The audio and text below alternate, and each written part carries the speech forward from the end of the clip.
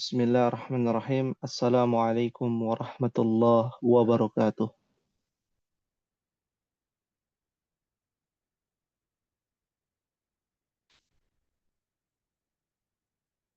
Alhamdulillah. Alhamdulillahi rabbil alamin. Wal aqibatu lil muttaqin. Wala udwana illa 'alal zalimin. Asyhadu an la ilaha illallah wahdahu la syarika lah. Wa asyhadu anna Muhammadan abduhu wa rasuluhu sayyidul anbiya'i wal mursalin. Allahumma anfa'na bima 'allamtana وعلمنا ما ينفعنا وزدنا علما رب اشرح لي صدري ويسر لي أمري واحلل عقدة من لساني يفقه قولي. Alhamdulillah, atas izin Allah Subhanahu wa taala kita bersyukur karena malam hari ini kita bisa hadir kembali di majelis ilmu. Pasang surut di dalam menuntut ilmu akan selalu terjadi. Baik itu pada diri seorang mukmin, mukminah, muslim, muslimah. Itu akan kita hadapi. Maka sebagai seorang muslim, hendaknya meminta terus-menerus kepada Allah Subhanahu wa taala. Apa yang ia minta, digerakkan hatinya di atas agama Allah. Digerakkan hatinya untuk melaksanakan ketaatan kepadanya. Maka Nabi SAW mengajarkan doa kepada kita. Ya muqallibal qulub, tsabbit qalbi ala dinik. Wahai zat yang membolak-balikan hati manusia, tetapkanlah hati kami di atas agamamu. Tetapkanlah hatiku di atas agamamu.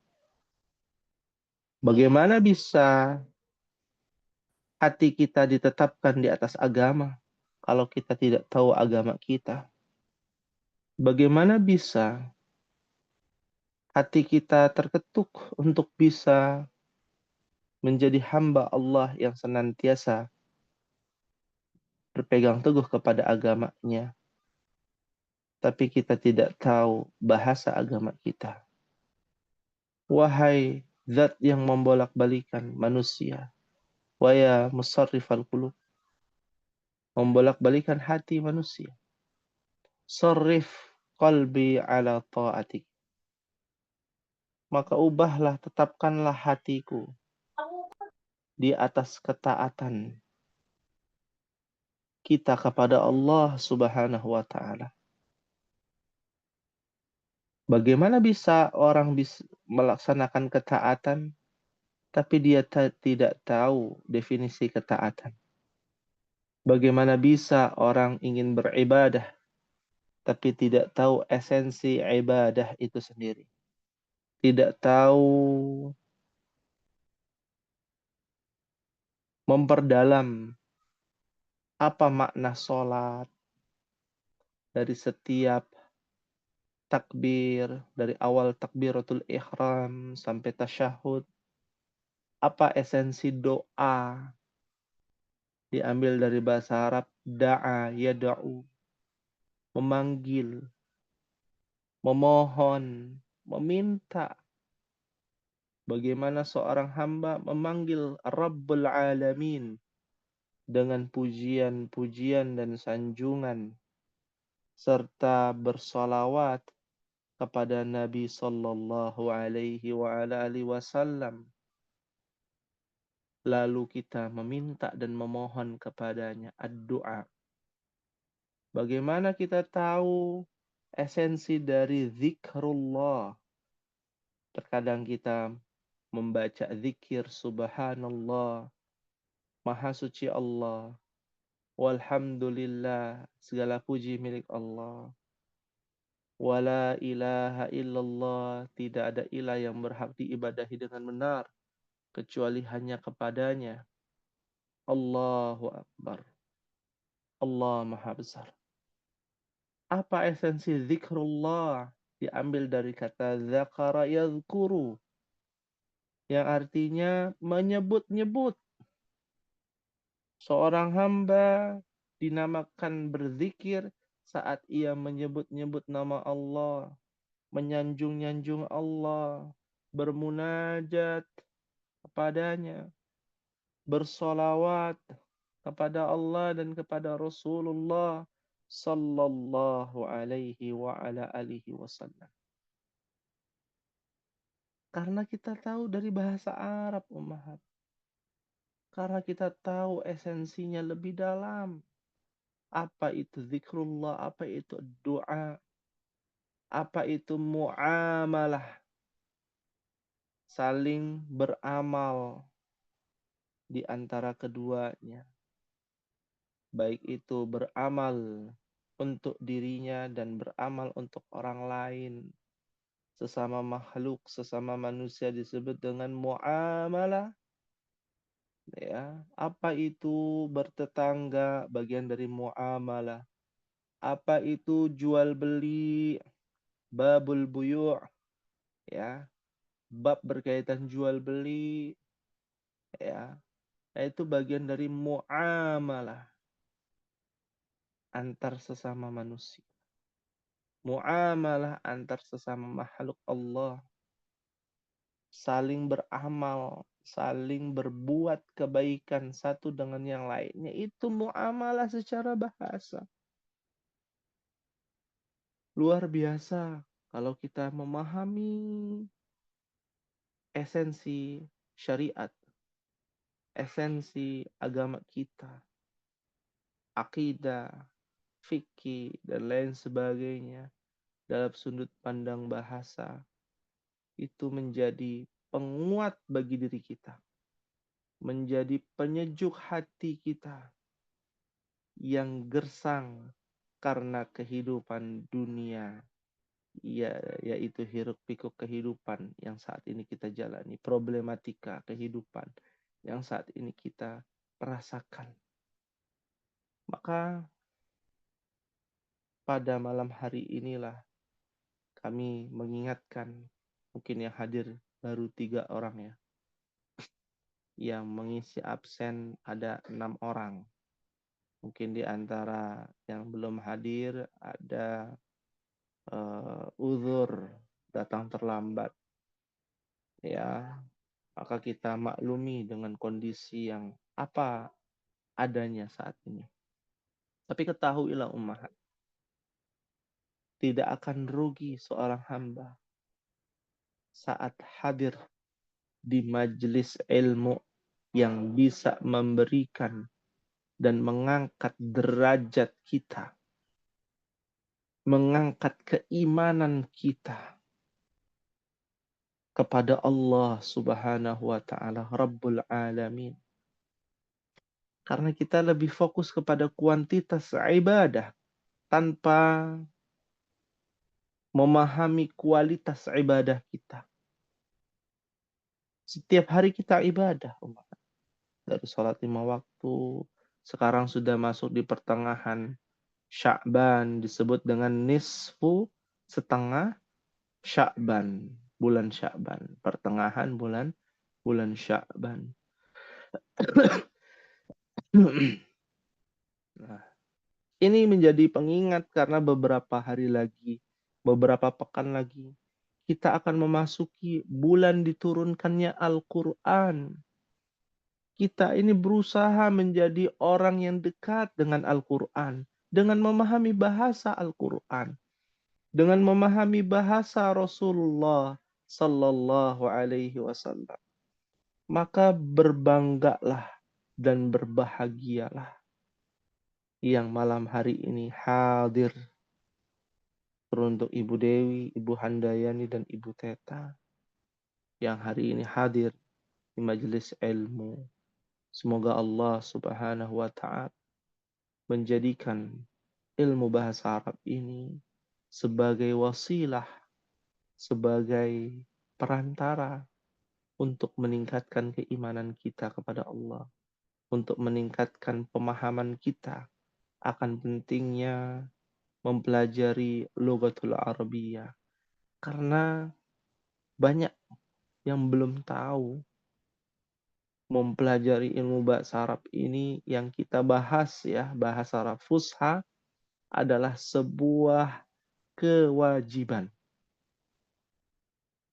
Ya, sebuah kewajiban untuk mendongkrak pemahaman kita tentang Al-Quran was sunnah ala fahmi salafil ummah.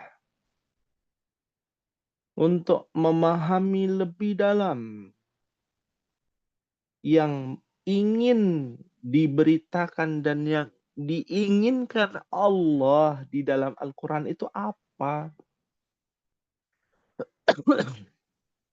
Yang diharapkan kaum muslimin berpegang teguh kepada as-sunnah itu apa?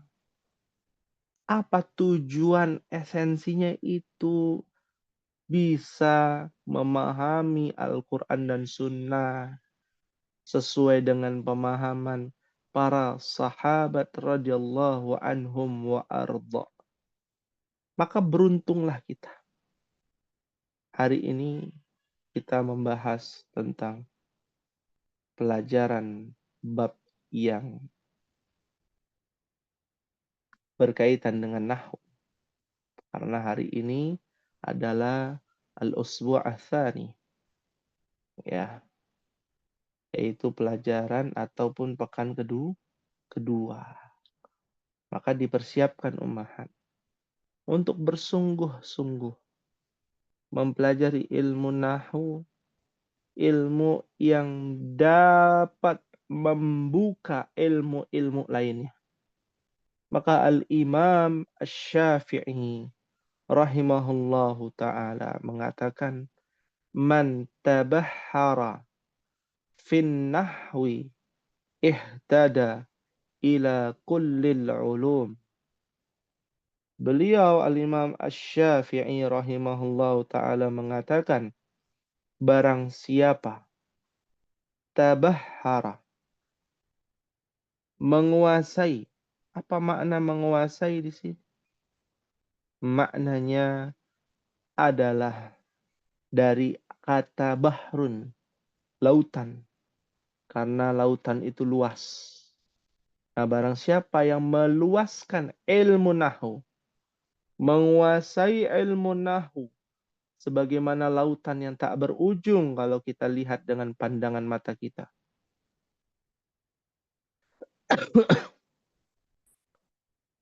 Nah, ini dikatakan oleh Imam Syafi'i, barang siapa yang menguasai ilmu nahwu. Ini ilmu nahwu, umat.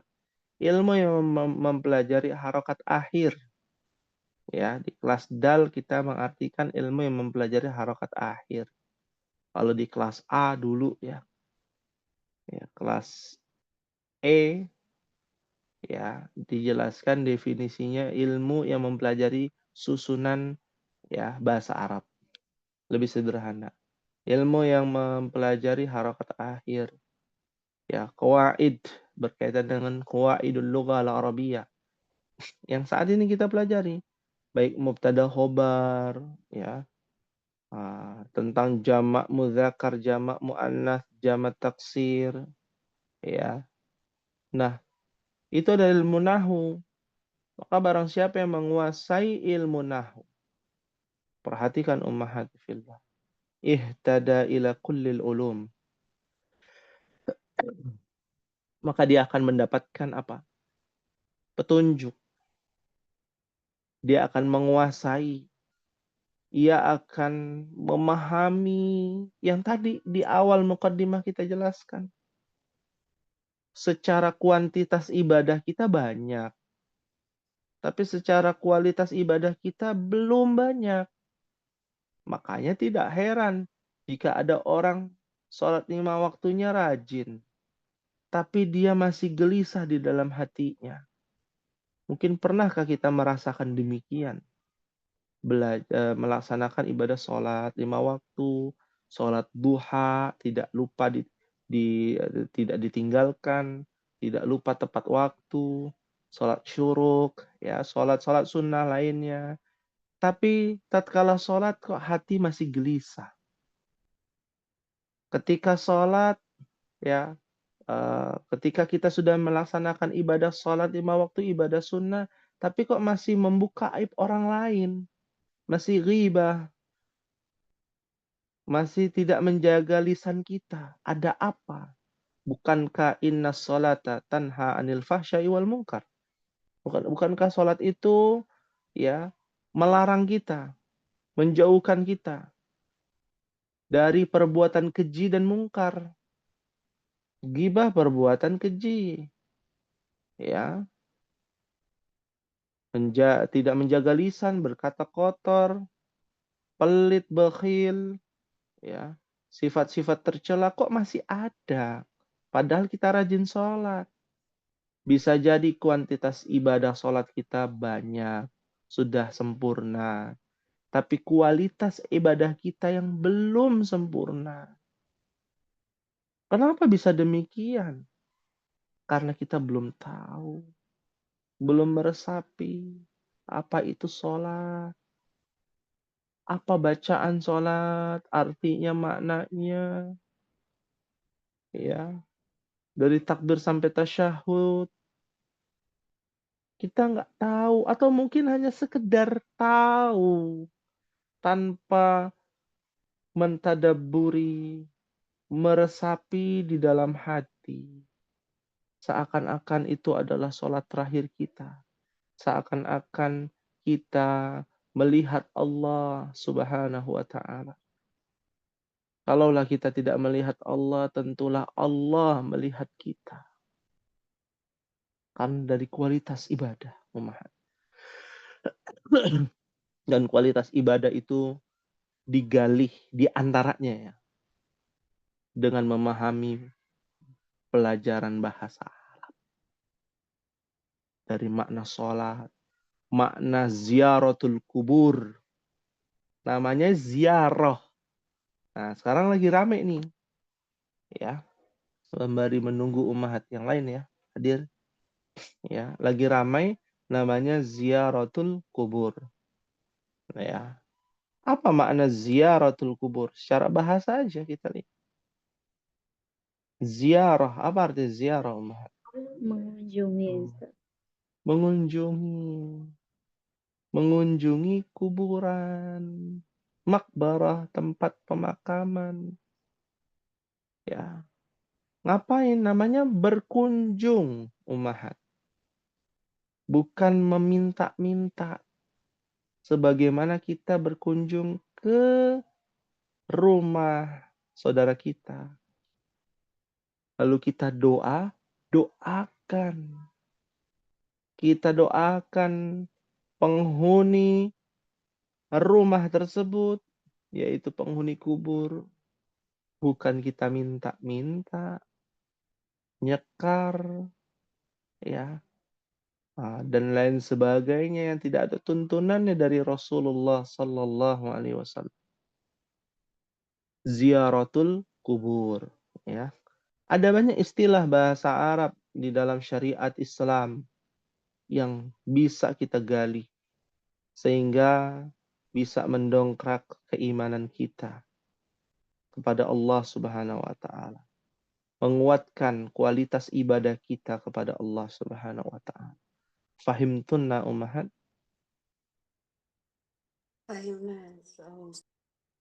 Fahimna insyaallah. Thayyib. Jadi orang yang pandai ilmu nahwu yang mudah-mudahan bisa membuka ilmu-ilmu yang lain dan mengangkat, ya, keimanan kita kepada Allah Subhanahu wa taala. Karena tidak semua orang Arab bisa belajar nahwu. Tidak semua orang Arab mempelajari ilmu nahwu. Kemarin kita sudah share, ya, di grup bagaimana ada salah satu mahasiswa UIM yang mewawancarai ahlu Mekah atau ahli Mekah, ya, orang penduduk Mekah, orang Arab asli, ya, bukan imigran, ya, bukan orang yang bekerja jadi imigran di sana, jadi TKA, tenaga asing, ya.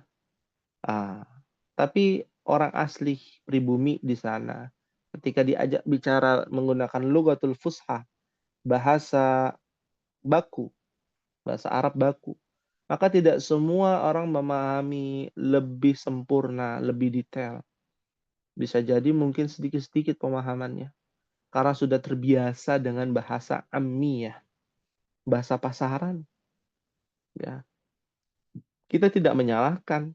Sama halnya juga bahasa Indonesia. Ketika orang, dalam tanda kutip orang asing ya, orang bule dan lain sebagainya datang ke negeri kita, belajar bahasa Indonesia, terkadang bahasa Indonesia mereka lebih baik daripada bahasa Indonesia milik kita. Ya, itu wajar karena terkadang ada stigma negatif, buat apa kita belajar bahasa Indonesia lagi? Toh juga bahasa ibu bapak kita bahasa Indonesia. Ya. Nah, begitu pula orang Arab. Maka mulialah seorang mukmin yang mempelajari bahasa Al-Qur'an, bahasa fusha. Mengingat kembali karena ini adalah sebuah kemuliaan bagi seorang muslim mempelajari bahasa Al-Qur'an yang belum tentu orang Arab bisa lancar, fasih, ya, bahasa Al-Qur'an, ya. Jadi sama halnya dengan orang Indonesia. Ketika ada seorang imam, ya, membaca surat-surat pendek, makmumnya yang dari Arab belum tentu bisa tahu artinya yang ada di dalam Al-Qur'an. Belum tentu ya, kita katakan. Mungkin dikit-dikit dia mengerti, tapi ada banyak kosakata yang sudah berubah karena sudah termakan usia. Maka jadilah bahasa pasaran, ya, bahasa kontemporer, bahasa sekarang, bahasa kekinian, ya. Belum lagi bahasa Gen Z dan bahasa-bahasa lainnya, ya. Nah, bahasa Al-Qur'an itu adalah bahasa otentik dari bahasa Arab. Maka kita berusaha untuk pendekatannya dengan Al-Qur'an dan Sunnah. Nah, ini yang menjadi motivasi kita Ummahat dalam mempelajari ilmu bahasa Arab. Ya, baik. Ya, tidak usah berlama-lama, kita akan masuk ke dalam pembahasan Al-Muyassar fi Ilmin Nahwi. Karena juga ada beberapa umat yang tidak bisa hadir ya. Dan ada yang belum mengisi polling, jadi kita tidak tahu hadir atau tidak. Baik, aina wasolna, sampai halaman berapa kita Ummahat? Ada yang masih ingat?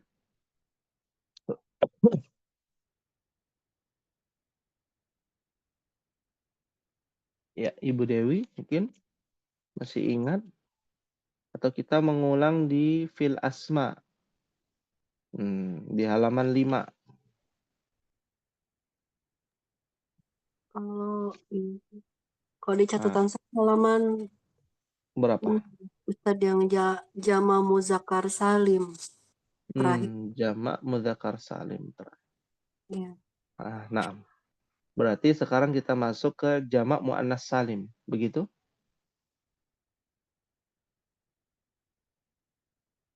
Alaysa kadzalik?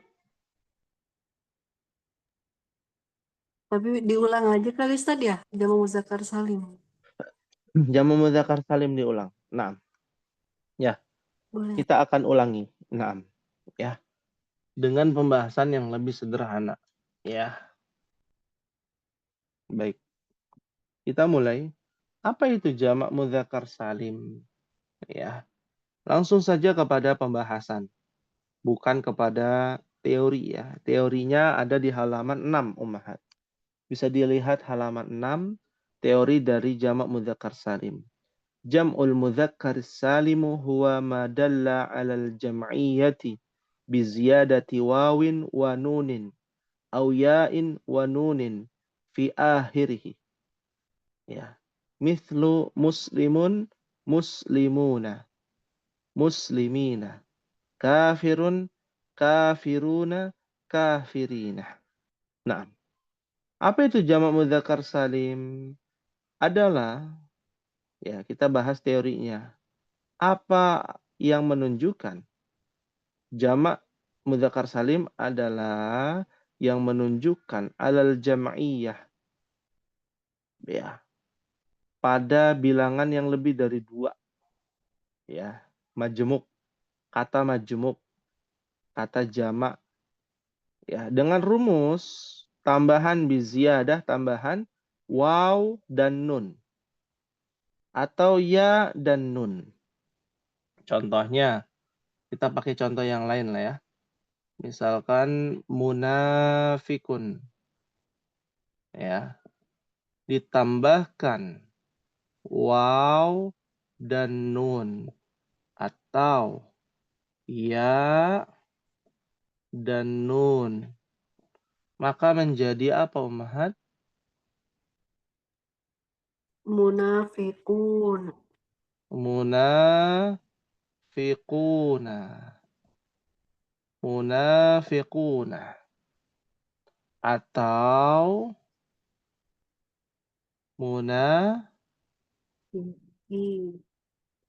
tambahin aja. Munafikina. Munafiqina. Ya. Naam. Pilihannya cuma 2, munafiquna, munafiqina. Kapan menjadi munafiquna, kapan menjadi munafiqina?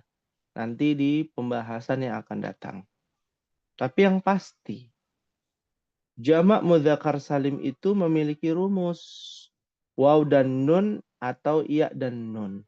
Dan diperuntukkan untuk akil. Akilun. Apa artinya akilun? Berakal. Ya. Maksudnya berakal apa? Makhluk hidup yang berakal. Siapa tuh umat makhluk hidup yang berakal? Manusia. Manusia. Apalagi? Jin. Jin. Apalagi? Hewan masuk ya? Malaikat. Hewan berakal. Hewan enggak ya? Enggak. Ya. Berarti kirdun, monyet, berakal gitu? Tidak. Oh, tidak. Hmm. Ya. Apa dong? Satu lagi. Malaikat ya Ustaz. Malaikatun. Ya, malakun. Malaikat itu berakal. Betul. Ya. Nah, bukan tidak berakal. Jadi, jamak mudzakkar salim ini hanya untuk yang berakal. Tapi, belum tentu yang berakal harus jamak mudzakkar salim. Kayaknya sudah tuh dibahas tuh pada pertemuan yang lalu. Ya. Maka ini disebut dengan jamak mudzakkar salim. Munafikuna, orang-orang munafik. Orang-orang namanya orang, berarti apa? Berakal. Nggak ada monyet-monyet munafik, nggak ada. Ya. Karena monyet itu tidak berakal. Ya. Nah, itu ya kalau kita lihat secara ilmu pengetahuan ya, Ummahat, bahasa Arab itu kalau kita kaitkan ya bahwa ya yang Allah ciptakan itu yang berakal. Siapa yang berakal? Adam. Nah, dan jin dan malaikat. Nah, sisanya tidak berakal. Ya, termasuk monyet, binatang, tumbuhan. Kenapa kita katakan ada kata monyet di sini? Karena ada makhluk yang mirip dengan manusia, tapi dia tidak berakal. Apa itu? Kera. Ya, di dalam sejarah disebut dengan Homo sapien. Mungkin pernah mendengar ya. Ya, orang purba katanya. Padahal bukan orang. Ya. yang mirip dengan manusia. Ya, dijelaskan di dalam Qasasul Anbiya ya oleh Al-Imam Ibnu Katsir bahwa nenek moyang kita itu berakal. Adam pakai baju ya, pakai baju. Adam itu turun ke bumi itu udah pakai baju, maksudnya apa? Tertutup aurat, entah pakai baju atau pakai daun ya.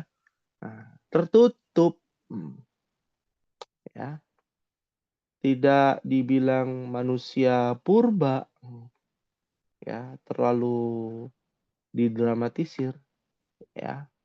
Dan manusia yang dikatakan tidak pakai baju apa-apa ya, lalu dia hidupnya ya seperti binatang ya. Nah, itu bukan manusia di dalam Islam ya. Itu adalah binatang yang menyerupai manusia ya. Kan dalam ayat Al-Quran dikatakan kunu kirodatan khasiin. Ya. Ada sebagian kera yang Allah Subhanahu wa taala ciptakan memang dia adalah kera.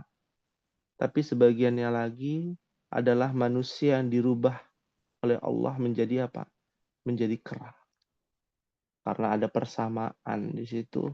Cuman yang membedakan kera tidak berakal, manusia yang berakal. Seperti itu. Fahim tunna insyaallah? Insya Allah Ustadz. Insyaallah, alhamdulillah. Baik, kita masuk kepada jamak muannats salim. Sepertinya sudah ya jamak mudzakkar salim. Masuk kepada jamak muannats salim. Apa itu jamak muannats as-salim? Kita akan jelaskan sesederhana mungkin dan adanya pendetailan ya, agar tidak terlalu bosan ya kepada ummahat yang sudah belajar jamak muannats salim. Nah, ya, jamak muannats salim. Ya. Di dalam teorinya adalah huwa ma dalla 'alal jam'iyyati bi ziyadati alifin wa ta'in fi akhirih. Ya, jamak muannats salim adalah apa-apa yang menunjukkan dalam bentuk jamak dengan tambahan alif dan ta di akhir. Ta di sini adalah ta maftuhah. Contohnya salihatun menjadi salihatun. Nah, perhatikan di sini. Cara merubah solihatun dirubah menjadi jamak muannats salim. Caranya adalah solihatunnya, taknya itu dihilangkan. Ummahat. Ini ada huruf tak ya, tak marbutah dihilangkan. Ketika sudah hilang, ditambahkan alif. Jadi taknya dulu dihilangkan, tak marbutahnya dulu dihilangkan, baru ditambahkan alif. Setelah itu ditambahkan ta maftuhah menjadi solihatun. Ya, tidak bisa kita taknya digabung solihatatun, nggak bisa. Ya, jadi kaidahnya taknya dihilangkan dulu, lalu ditambahkan alif dan ta maftuhah. Solihatun. Jadi panjang. Ada mat tabi'i, 2 harokat kalau dalam tajwid. Ya. Hasanatun jadi hasanatun. Kafiratun jadi kafirotun. Muballighatun menjadi muballighatun. Nah, solihatun apa artinya Mahat solihah? Biasanya kita bilang ya. Ya anak-anak mudah-mudahan jadi anak yang soleha ya. Naam. Apa Anak Mahat? yang baik ya Ustadz. Anak yang baik. Anak yang baik hasanah kebaikan. Ya. Solihah, anak yang baik. Maksudnya anak baik gimana? Relatif baik itu kan. Nah, ternyata ada pendetailan lagi. Dari kata solaha. islah, perbaikan. Makanya disebut anak solihah, anak yang baik, karena dia memperbaiki dirinya. Senantiasa memperbaiki dirinya. Dari buruk menjadi baik. Maka tidak ada orang yang selalu baik. Nggak ada. Ya. Sebagaimana iman naik turun. Kadang baik, kadang buruk. Kita ini manusia kadang baik, kadang buruk, ummahat. Tidak bisa kita pungkiri. Nggak ada orang, itu orang baik sekali. Pas di hadapan Anda, dia baik. Tapi kita nggak tahu di hadapan orang lain baik atau tidak. Wah, itu baik orangnya. Iya. Tapi kita nggak tahu. Mungkin ada kalanya kita berbuat jahat. Ada kalanya kita berbuat kebaikan. Nah, orang yang ingin berbuat jahat lalu dia nggak jadi. Lalu dia memperbaiki diri. Atau dia sudah jatuh kepada maksiat tapi dia langsung ingat kepada Allah, saya mau memperbaiki diri. Saya mau bersungguh-sungguh. Saya mau berubah. Ya, saya mau berubah, nggak mau begini terus hidup saya. Dia bangkit, jatuh, bangkit, jatuh, bangkit, jatuh. Begitu seterusnya. Sampai pada satu titik dia istiqomah di jalan kebaikan. Nah, itu disebut dengan solih, ummahat. Jadi jangan memaksakan para suami, ummahat, untuk menjadi orang yang baik terus. Nggak ada manusia yang baik terus.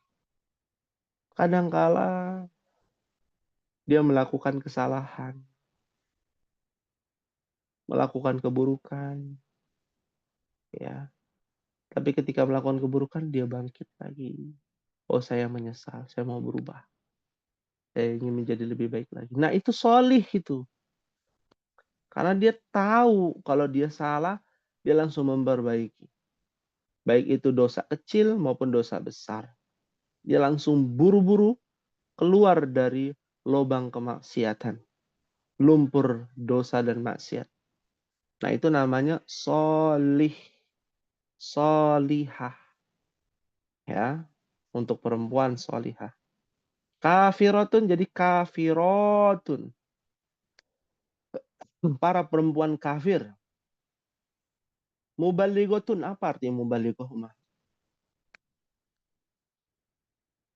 Mubaligoh. Ya, Ibu Dewi? Yang menyampaikan bukan Ustaz? Nah, Masya Allah. Wanita yang menyampaikan. Ya, menyampaikan apa? Pesan-pesan moral, pesan-pesan kebaikan. Nah, itu namanya mubalighah. Dari kata apa? Balagha yuballigu, menyampaikan. Ada hadis yang mengatakan ballighu anni walau ayah. Ya. Sampaikanlah dariku, tentangku, meskipun cuma satu ayat. Meskipun cuma satu kata. Ittaqillah, bertakwalah pada Allah misalnya. Ya.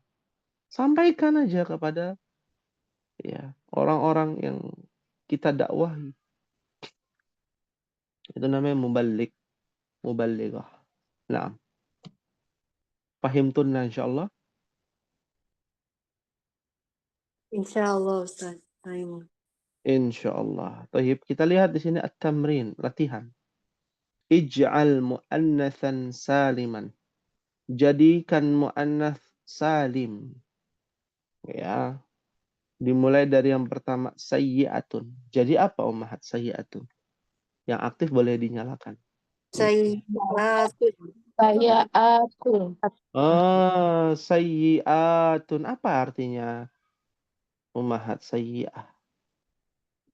Ya tahu Ustaz. Dari kata su. Mungkin pernah dengar ya. Su'udhon. Jangan su'udhon.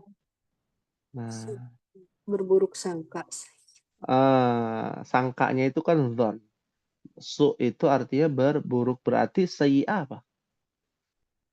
Para perempuan yang berburuk sangka bukan. Artinya adalah sayyi'ah adalah Oh, keburukan. keburukan. Tidak semua yang ada tak marbutohnya itu ditujukan kepada para Perempuan. perempuan. Tidak semua. Karena jamak mu'annas salim ini tidak semua makhluk hidup yang berakal. Ya, bisa juga sifat, benda. Ini beda nih dengan jamak mudzakkar. Nah, kebetulan di sini sifat ya, sifat buruk namanya. Keburukan. Sayyi'ah itu keburukan. Ya, ya. Su'ul khatimah. Pernah dengar ya? Su'ul khatimah. Apa artinya su'ul khatimah? Meninggal dalam keadaan Keadaan buruk. buruk. Keadaan buruk ya. Itu buruk. Khatimah itu akhir, penutup. Ya, meninggal dalam keadaan buruk itu namanya su'ul khatimah. Ya, wal'iyadzubillah. Udah tiap hari rajin ibadah, meninggalnya su'ul khatimah. Kasian ya. Diazab dulu di neraka. Ya. Lalu berikutnya jannatun. Nah, jadi apa nih Ummahat? Jannatun. Jannatun. Jannat. Masya Allah. Betul, betul, betul. Jannatun. Panjang kan? Nah, tinggal ngikutin aja kayak gini ya. Jannatun, ataknya dihilangin. Tambahin alif. Tak maftuha. Jannatun. Nah, apa arti jannah? Surga ya. Surga. Surga. Iya. Surga yang belum bisa tersingkap ya. Masih tertutup dengan tabir. Tersembunyi. Diambil dari kata, ya mungkin pernah dengar kata junnah. Junnah itu artinya perisai. Jinnah. Para jin. Para jin itu tertutup tabir kan. Alam yang berbeda. Kita nggak bisa melihat jin dengan kasat mata kita. Nah, sekarang lagi ramai ya. Ada orang pakai alat, katanya bisa mendengar ya suara jin ya. Ini hanya kebohongan ya. Ya, hanya takhayulan ya, takhayul, khurafat ya. Kalau kata orang Muhammadiyah TBC ya. Takhayul, bid'ah ya, C-nya khurafat. Ya. Ya, apalagi ada goa yang sekarang lagi rame ya. Goa untuk apa itu? Di Tasik ya. Ya. Goanya apa? Tempat ibadah ya. Menuju Mekah katanya. Menuju Mekah. Iya, betul. Iya. Jadi naik hajinya nggak usah pakai travel ya. Menyusuri gua. Iya. Menyusuri masuk ke dalam goa, tembus-tembus Mekah. Nah, ya. Ya itu namanya khurafat, tahayul. Ya. Yang harus basmi ya, yang harus dibasmi. Nah, berikutnya makhluqatun. Jadi apa nih? Makhluk. Oh, Gotun. Makhlukotun. Betul. Betul, makhluqatun. Ya, artinya apa makhluk, Umahat? Hmm? Nah, bingung. Kurang tahu, Ustaz. Kurang tahu ya. Makhluk itu adalah objek yang diciptakan. Artinya apa? Kalau ada pencipta, ada yang diciptakan. Nah, makhluk itu adalah yang diciptakan. Ya, siapa nih yang diciptakan? Ya, seluruh alam semesta. Batu itu makhluk. Ya, proton, neutron, kalau pernah dengarnya inti atom. Itu namanya makhluk. Amuba, makhluk. Yang tidak terlihat, makhluk. Ya, cahaya, makhluk. Udara, makhluk. Ya, oksigen, makhluk. Kadang orang nggak tahu. Taunya apa? Oh, makhluk Allah itu binatang, tumbuhan, manusia. Nah, benda mati juga makhluk. Diciptakan Allah kan? Semua diciptakan Allah. Kecuali Allah. Allah adalah Khalik, pencipta. Pencipta itu Khalik. Dan yang diciptakan adalah makhluk. Kita percepat. Musyrikatun. Jadi apa, Mah? Musyrikatun. Musyrikatun. Orang-orang musyrik ya. Mu'minatun. Jadi? Mu'minatun. Atun. Mu'minatun. Zalimatun. Jadi? Zalimatun. Masya Allah. Orang zalim ya. Alimatun. Menjadi? Alimatun. Masya Allah. Sabiratun. Jadi? Sabiratun. Sabiratun. Tun. Iya, Masya Allah. Alhamdulillah. Ya, ada yang ditanyakan, Ummahat? Tentang jamak mu'annas salim? Enggak ada, Ustaz. Nggak ada ya. Baik, Alhamdulillah. Untuk tugas Ummahat mencari jamak mu'annas salim. Ya. Mencari jamak mu'annas salim di juz 30. Ya. Satu ayat saja ditulis ya. Ya. Itu untuk tugasnya Ummahat. Ya. Mohon siapa di sini? Ibu Dewi izin untuk menginfokan di grup ya. Saya minta tolong kepada Ibu Dewi. Ya. Nah. Ya, mencari jamak muannats salim di dalam juz 30. Satu saja. Ya, suratnya bebas. Nah. Ya. Karena qadarullah wa masyafa'al di tempat kami juga satu keluarga, ya keluarga Ana lagi pada sakit juga. Jadi tidak bisa sampai jam 9 ya Ummahat. Ya. Kita akan cukupkan dulu ya. Dengan kondisi yang ada saat ini kita coba untuk bisa hadir ya, memaksimalkan ya jadwal kita di hari Rabu malam. Karena waktu kita hanya sepekan sekali, kita usahakan untuk bisa hadir ya. Kecuali kalau benar-benar mendesak, benar-benar kondisinya tidak memungkinkan, kita coba ya, kita coba untuk bisa hadir, kecuali kalau kondisinya tidak memungkinkan. Nah, mungkin ini Ummahat ya, tugasnya sudah diinfokan. Insya Allah kita akan berjumpa kembali di pekan depan dengan pembahasan ilmu sorof ya, dengan pembahasan yang ringan-ringan dulu ya, biar nanti kita bisa memahami ilmu sorof itu manfaat dan gunanya itu apa, fungsinya. Biasanya kalau ibu-ibu ya itu fokus kepada fungsi ya, buat apa belajar nahu, buat apa belajar sorof. Karena itu muncul pertanyaan di kelas lain Ummahat, buat apa saya belajar Durusulullah ya, bukti konkretnya apa. Nah itu tadi sudah dijelaskan kalau belajar nahu, dan itu ada di dalam jamak muannats salim, cari di dalam Al-Quran.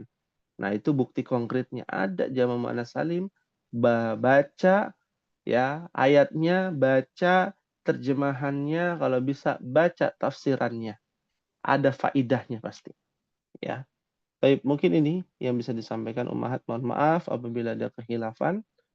Kita akhiri pada pertemuan malam hari ini dengan membaca doa kafaratul majlis. Subhanakallahumma wa bihamdika asyhadu an la ilaha illa anta astaghfiruka wa atubu ilaik. Wassalamualaikum warahmatullahi wabarakatuh. Waalaikumsalam. Waalaikumsalam warahmatullahi wabarakatuh.